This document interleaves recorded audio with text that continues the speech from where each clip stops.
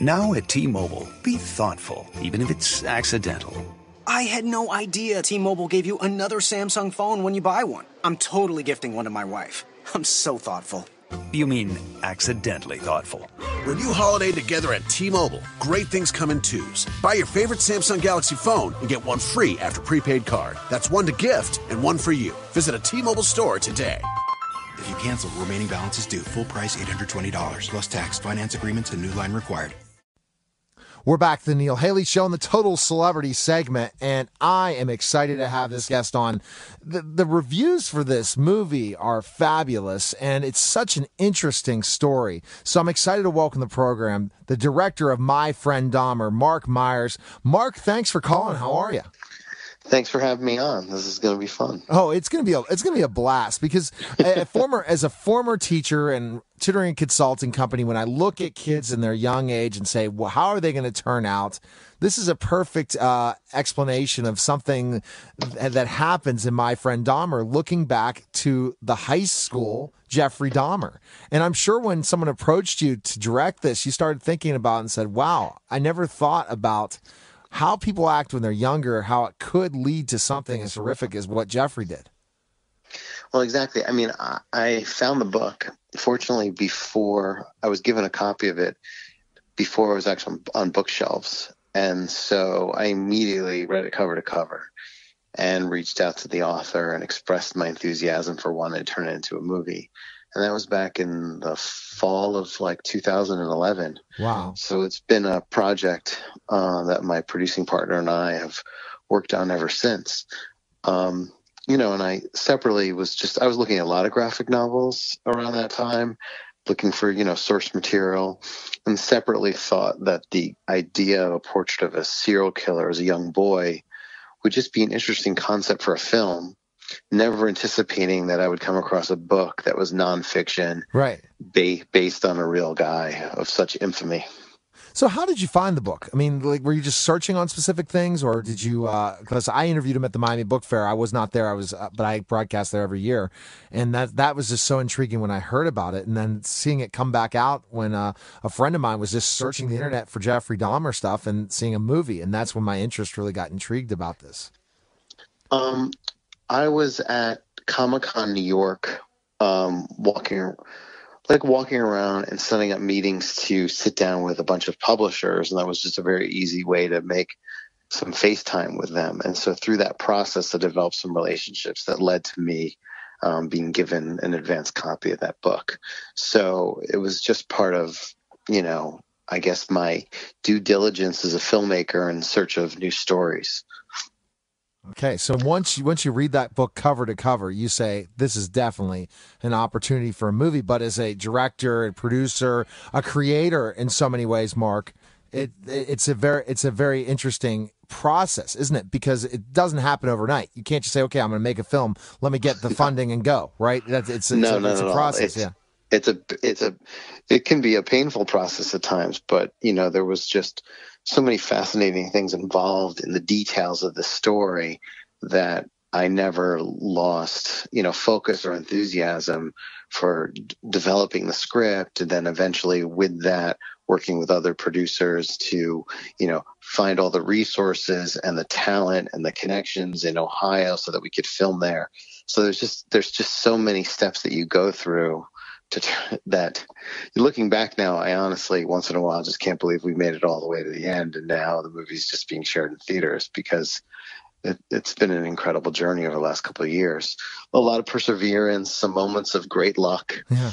But the script, once we had finished the screenplay, which I wrote and developed with these two other producers, Joe DiGiorgenti and Adam Goldworm, we felt confident that we could be sharing it around, and immediately people were responding to it. And so it's just been a long journey.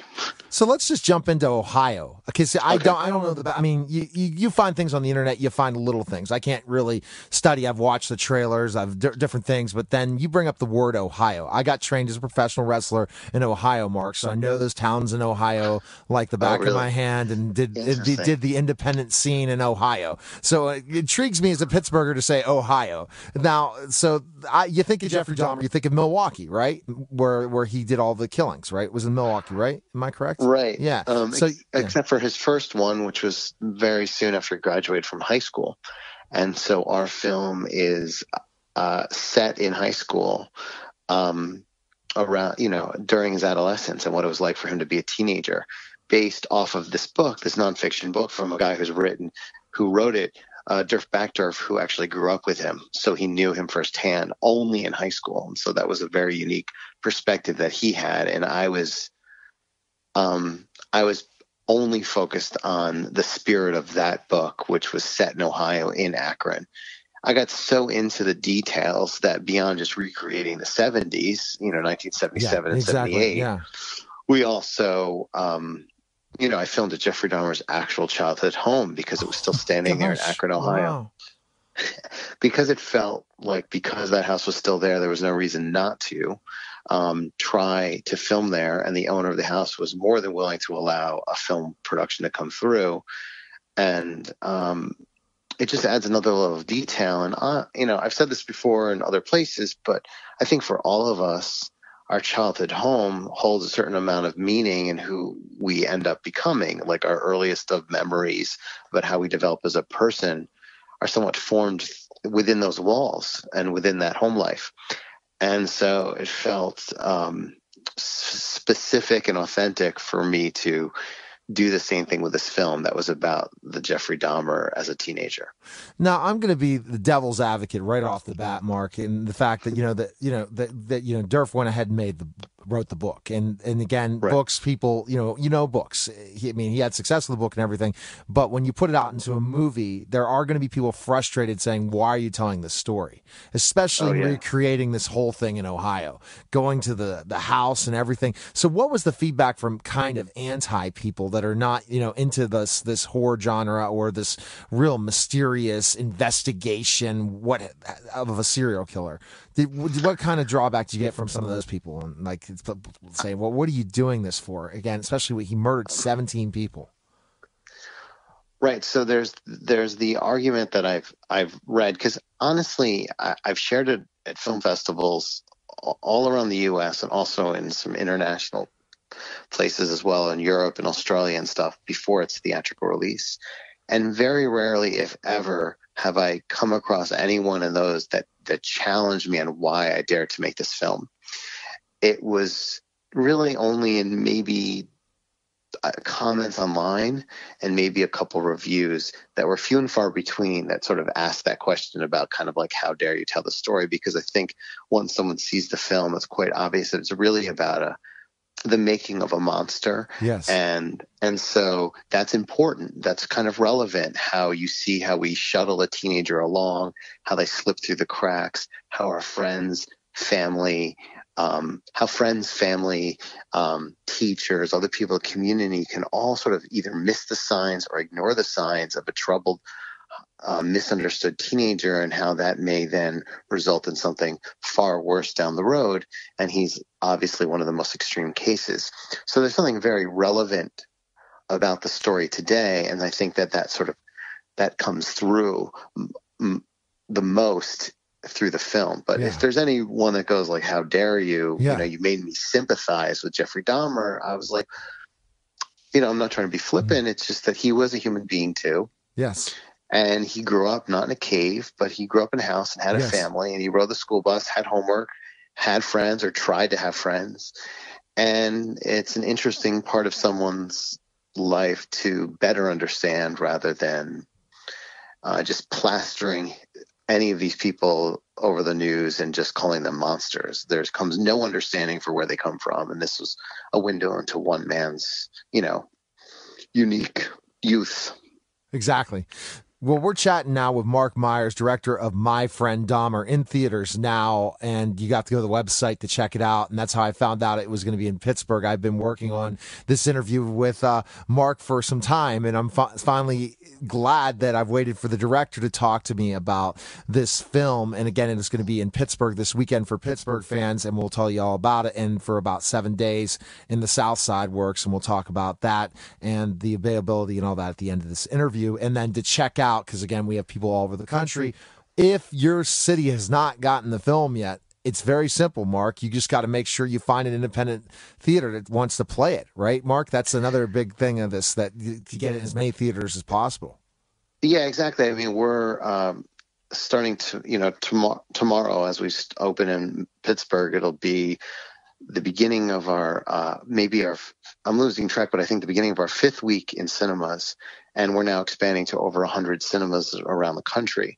So it is finding its audience. And fortunately, it's also playing in multiplexes in some parts of the country. So it's in some towns, it's playing in small art houses. And in other towns, it's playing, in the same theater as Thor and other, big Hollywood movies. And that's actually great, I think, for the film, is that it's at a convenient location for a lot of young people that have been really interested and excited to go see the film. And then if it's in your city and you go on the website, you better go try to buy the tickets now. They sell out fast. We've been really lucky about that. I mean, the website is myfrienddahmertickets.com, and through there it geolocates and finds out the closest theater to wherever you live. And so hopefully there's one near every listener. That's what's surprising. I just went on the website, said, okay, is it getting Pittsburgh? And Pittsburgh pops up this weekend. And I'm like, whoa, what you?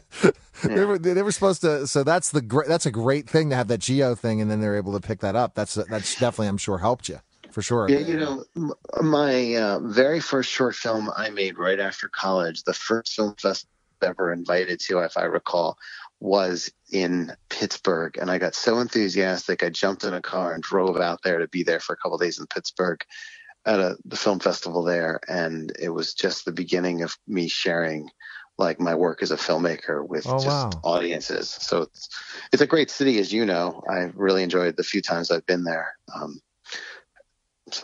I'm excited for it to be in Pittsburgh. Exactly. And we'll talk a little bit about that. I want to jump in. So getting the behind the scenes is so amazing when you're talking about Jeffrey Dahmer's childhood house and the different things. And you are in the town where he grew up and filming in there.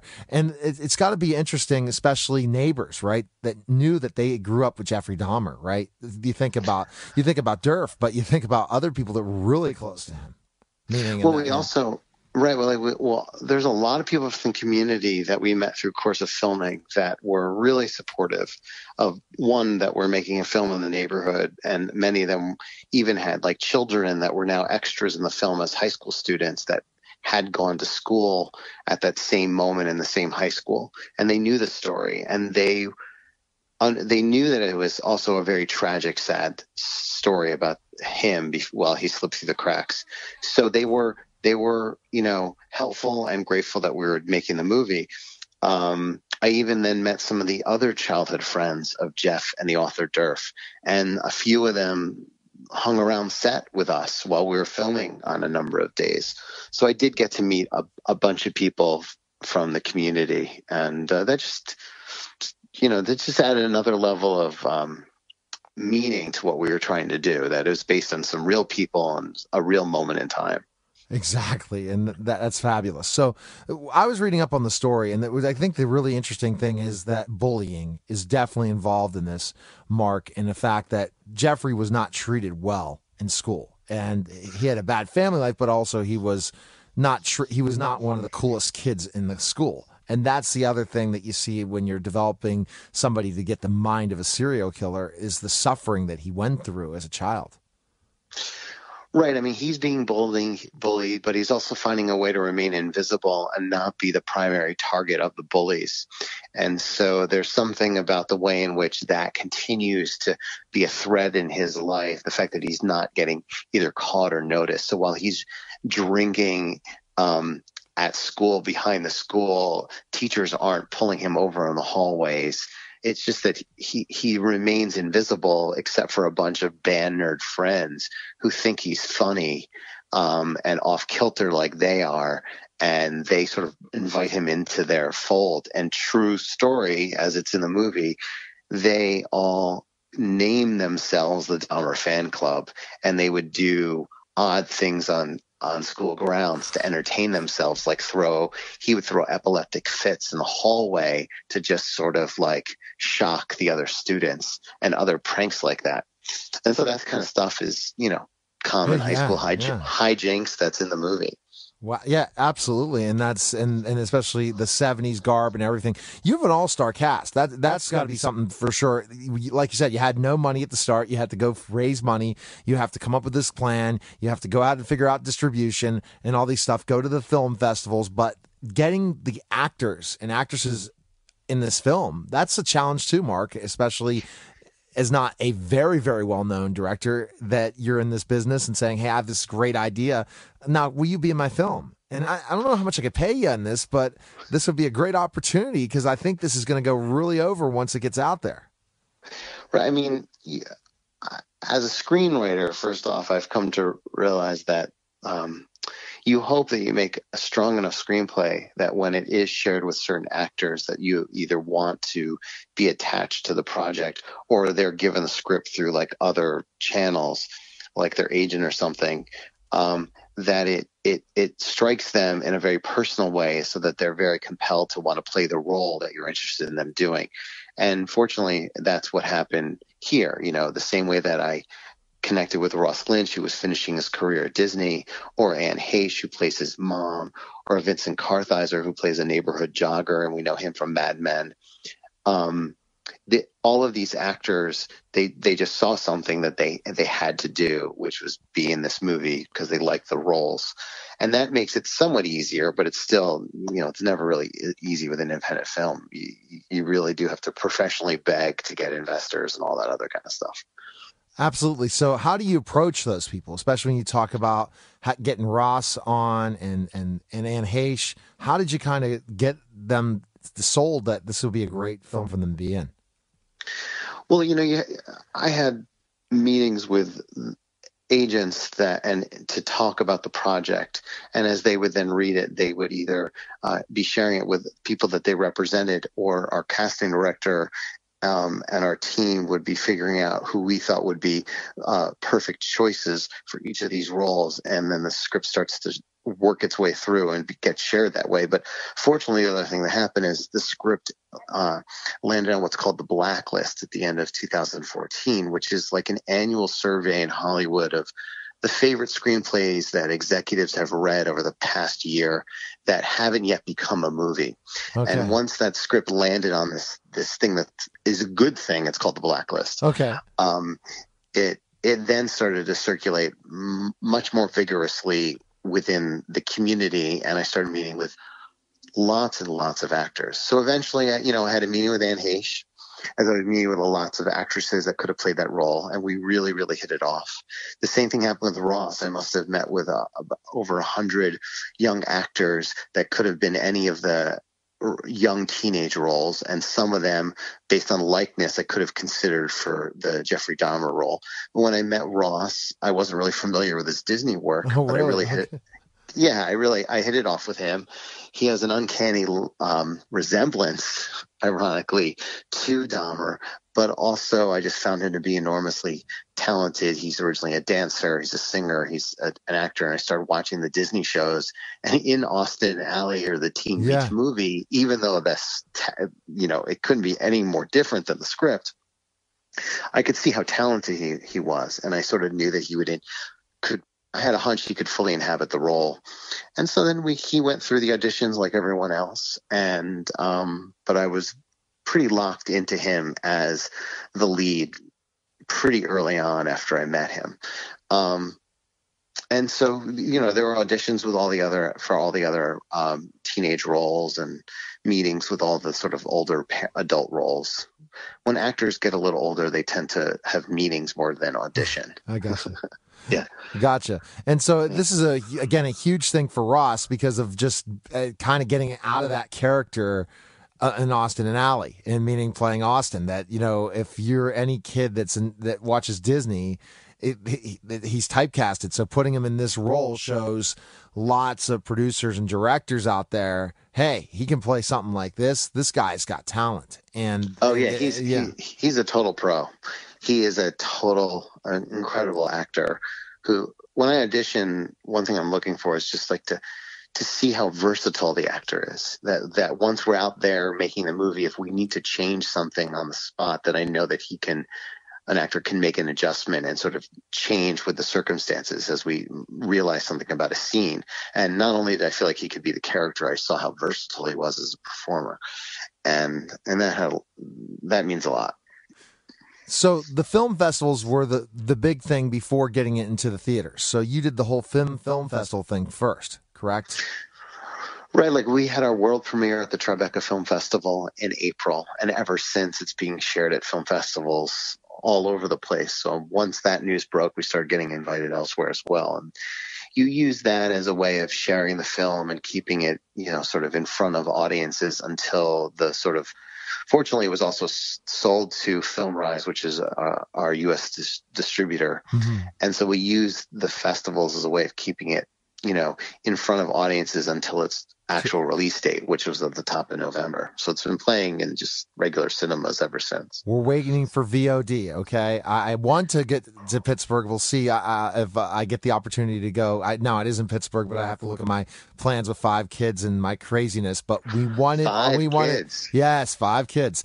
The thing I saw is I was thinking we're going straight to VOD. We have not done that. When is this going to happen after you get to 2 million theaters the way you're working this? Because it just seems like everybody, you know, this is a perfect way. It's the hardest ticket in town to get. Boom, you sell out, then you get to another theater.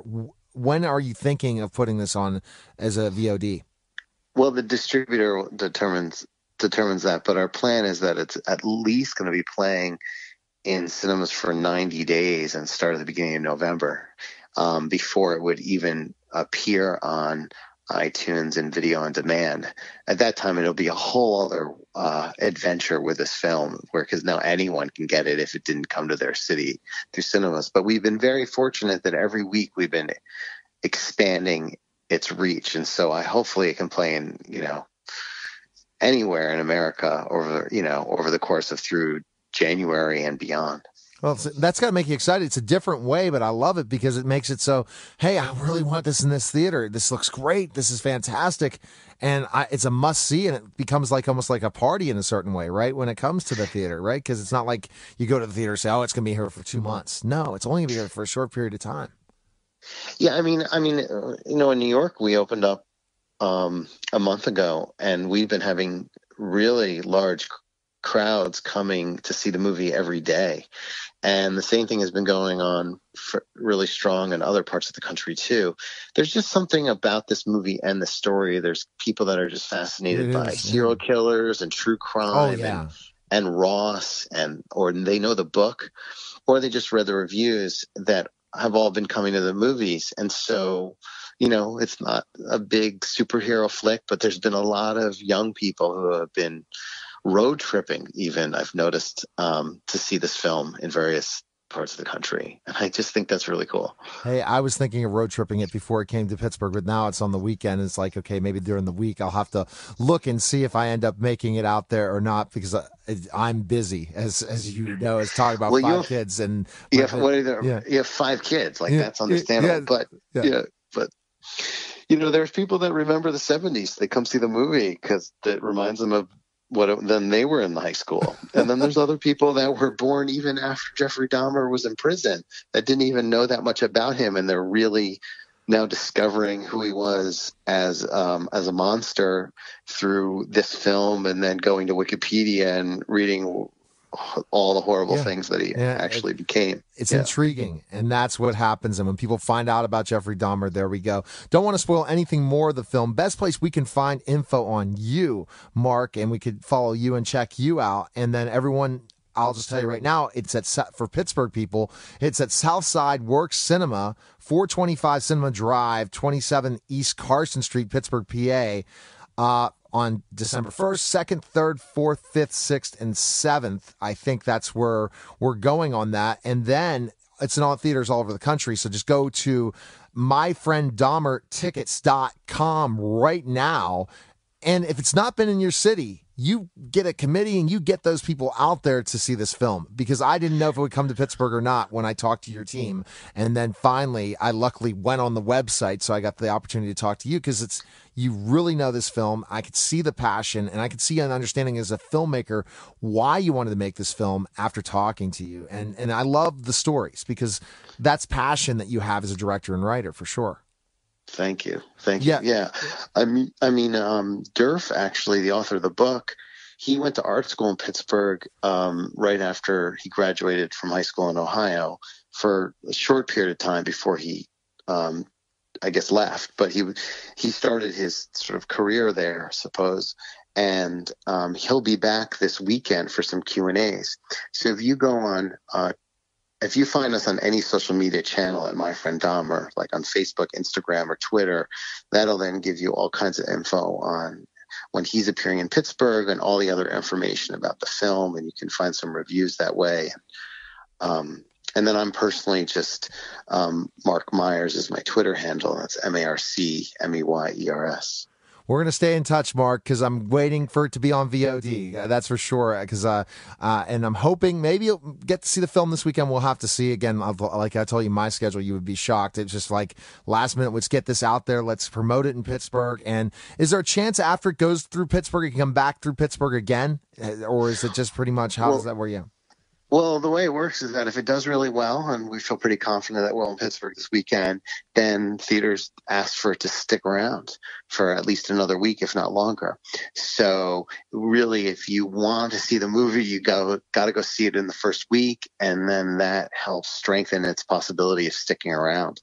So if you don't have 5 kids and can get out of the house, that's a great thing to do this weekend. And I think even if it's an R-rated film, but I personally think if you're, over 14 or even 13, I think it's okay. Just bring them in, sell those tickets, Mark. Well, Mark, it was a pleasure chatting with you. Thanks again for taking the time to come on the show and at this time of night. And I'm excited to see the film when I do see it. But I will definitely promote the heck out of this. Get ready for your Twitter to blow up tomorrow morning with my team. So here we go. All right, good talking to you, Mark. Thank you very much. See ya. Thanks. Okay, bye-bye. You're listening to Neil Haley's show. We'll be back in just a moment. Long live giving. With great deals all month long on Ram 1500 at the Ram Black Friday sales event. It's the time of year we celebrate by giving to our families and our communities. And the perfect time to have Ram 1500's available class exclusive 4-corner air suspension, which gives you the ability to raise or lower the truck with a push of a button. Hurry in today to the Ram Black Friday sales event. Class based on light-duty pickups. Ram is a registered trademark of FCA US LLC. Now at T-Mobile, be thoughtful, even if it's accidental. I had no idea T-Mobile gave you another Samsung phone when you buy one. I'm totally gifting one to my wife. I'm so thoughtful. You mean accidentally thoughtful. Renew holiday together at T-Mobile. Great things come in twos. Buy your favorite Samsung Galaxy phone and get one free after prepaid card. That's one to gift and one for you. Visit a T-Mobile store today. If you cancel, remaining balance is due. Full price $820 plus tax. Finance agreements and new line required.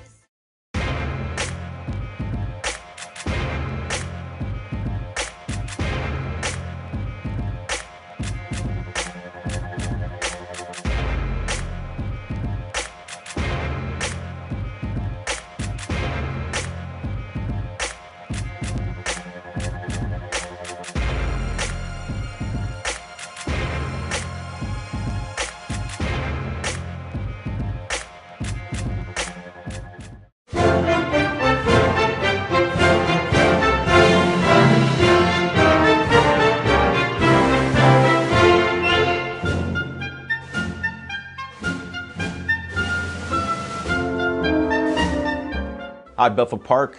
Uncle Al speaking. I'm asking you to come help us behind the scenes at BP TV. We're looking for some proud Bethel Park residents to help us make the shows that you want to watch.